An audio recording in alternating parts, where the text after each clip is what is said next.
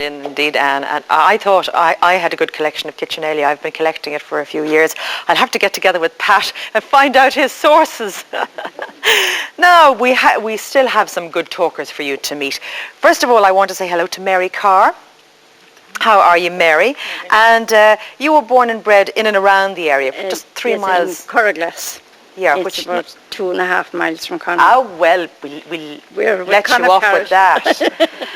And you had, what, the post office and shop? Post office and shop, yes. So you knew everybody? Oh, I did.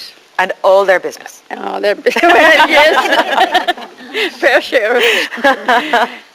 Well, now, I heard about you and your dancing days. I believe there wasn't a dance anywhere within a radius of 20 miles that you didn't hit on a regular basis. If I could at all. But it was very hard to get to dances in those days. You either had to walk or cycle or maybe go on a crossbar. Mm-hmm. You could get somebody to take you. If there was a nice enough person. Yes. Cycling the bike, indeed. Yes. So off you'd cycle. What sort of dances were they? Oh, they were waltzes and foxtrots. Well, I mean, were they indoor dances? Oh, they were. In actual dance halls? Yes, oh, they were. There was one open-air dance, but I was a lot younger that time and I wasn't allowed to go to that. Mm-hmm. It was actually, there was a stage, but I was allowed to look on. But yes. I wasn't allowed to. But I remember my mother telling me stories of her dancing youth in and around Tralee and Ballymacthomas and all of those places in Kerry, and she'd be out all night long dancing. That's right. And that was the norm. That was the norm. And was it really only dancing you did now? Oh, that's all. Maybe sometimes. Well, now listen, you better. This is a family show. You have to keep it clean. I know. I better. But so it was really waltzes and. What about Irish dancing? Oh yes, sit dancing and the Waltz of Limerick and the Siege I heard you liked. The Siege of Venice and all those dances. And what about your mother at home? Would she sort of worry about you being out late? Would she stay up waiting for you to come home? And well, I suppose yes and no. She always waited and knew when we came in. Mm-hmm. We didn't get in and on to her. But it was the major it was. Pastime, was it not? Oh, it was. Dancing. And dances went on that time until even 2 o'clock. Mm-hmm. Or 3 o'clock in the morning even. And was that where you met himself? Was it dancing? Yes, we met him at dances. And he was a Conna. He was a real Conna man, all right. He was in a lot of those shows even that Tom was speaking about in the castle grounds. But is it true that both of you actually were the first employers, if you like, in the area? Yes, around our area we were. We set built up our own factory. Factory.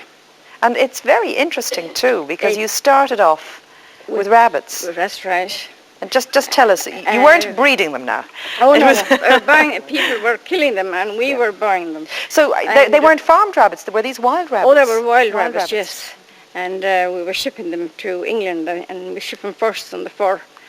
And then we got into skinning the rabbits and we sent them, they used to go to London, then we sent to Holland after that. But that has died down now. This was before Mixie and that sort of thing? Oh yes. Yeah. I remember first when we built our first store and just as we had it built and put a lot into it, the myxomatosis came and nearly set us back to square one. But anyway, it still went on. Then they got on all right. And you changed it and then we went on to salmon and lobsters. Now, were these wild salmon again before the farm salmon? Yes, they were. Because they used to be plentiful. Oh, they were very plentiful in those days. Oh, yes. But not so plentiful now, of course. No.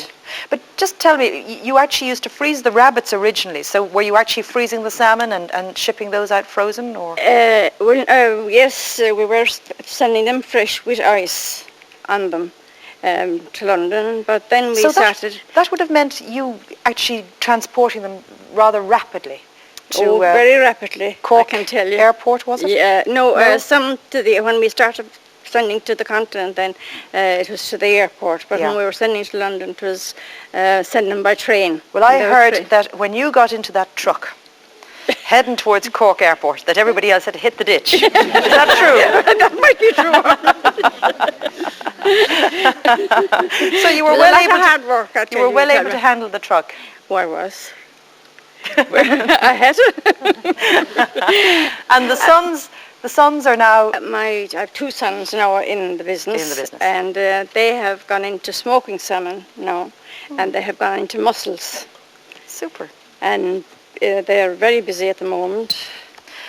And as a matter of fact, one of my sons wanted me to go to Conna today. He was going collecting some, and I said, "Oh no!" I said, "I'm going to Dublin today." Proper order. I'm delighted. And just briefly, I want to have a quick word with Father Kelleher, because I know you're only 2 years in Conna itself, although you're very familiar with the area. That's right. So a bit of a blow-in a kind of a way. How have they accepted you? Oh, fine. Well, there are lots of connections between Conna and the other parishes in Yes. East Cork. It's a great community, that's obvious. In other words, action speaking louder than words. Yeah. And the whole community is involved. There's no class distinction.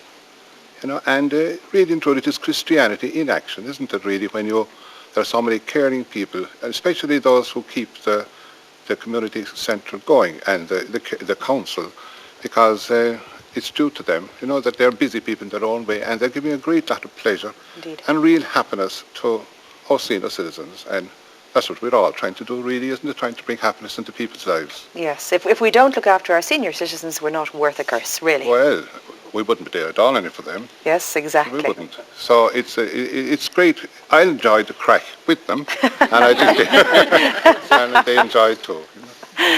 Weren't they nice compliments that he paid you?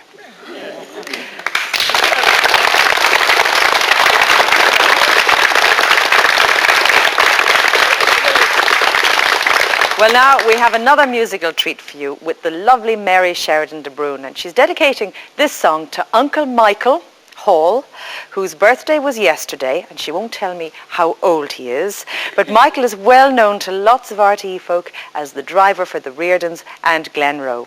And I have to tell you that Mary will be appearing in the National Concert Hall for a Viennese evening later on this month, so look out for that. I'm sure it'll be a huge success. But now she's here with us to sing Beautiful Dreamer.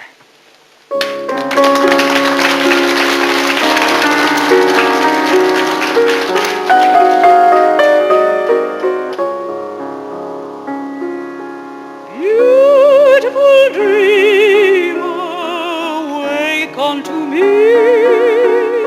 Starlight and dewdrops are waiting for thee.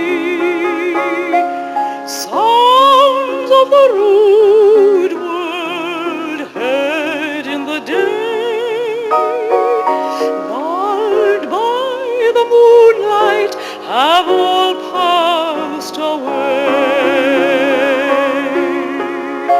Beautiful dreamer, queen of my song, list while I woo thee with soft melody.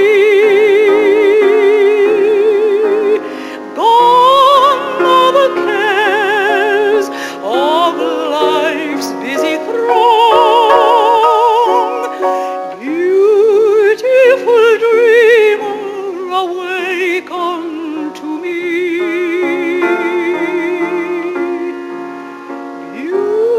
Beautiful dreamer, awake unto me.